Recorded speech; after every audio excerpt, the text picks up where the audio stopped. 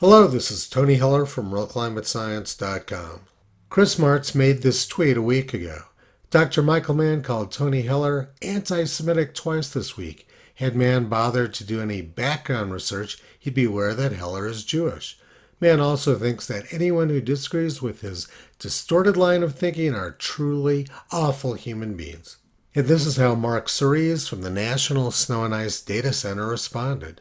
Tony Heller, aka Steve Goddard, makes his living as a climate change denier. He's also pushed conspiracy theories over Sandy Hook. I've dealt with him before. Mark presented quite a few conspiracy theories of his own in just 3 sentences. And the one thing he didn't do was address Michael Mann's nonsense. It's true that he's dealt with me before. In fact, it was him who inspired me to start writing about climate. In 2008, he predicted an ice-free North Pole that summer. That inspired me to write my first article about climate. The article I wrote was basically making fun of Mark Cerise over his ridiculous prediction. Mark didn't do very well with his prediction. He never melted back anywhere near the North Pole. But I wasn't the only person who Mark Cerise inspired with his forecast of an ice-free North Pole. British swimmer Lewis Pugh listened to the scientists and decided to kayak to the North Pole during the summer of 2008. Not surprisingly, he didn't make it very far before he got blocked by ice. He only paddled for a couple of days and never got within 1,000 kilometers of the pole.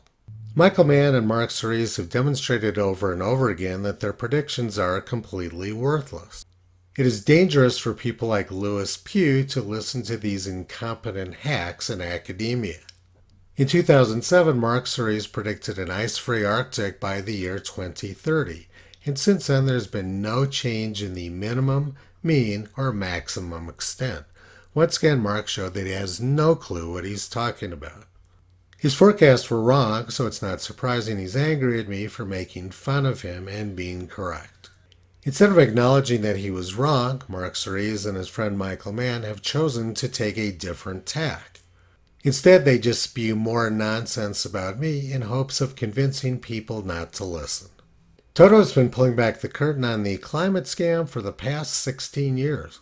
And he's not surprised by how ugly the attacks have become since the climate movie came out last month.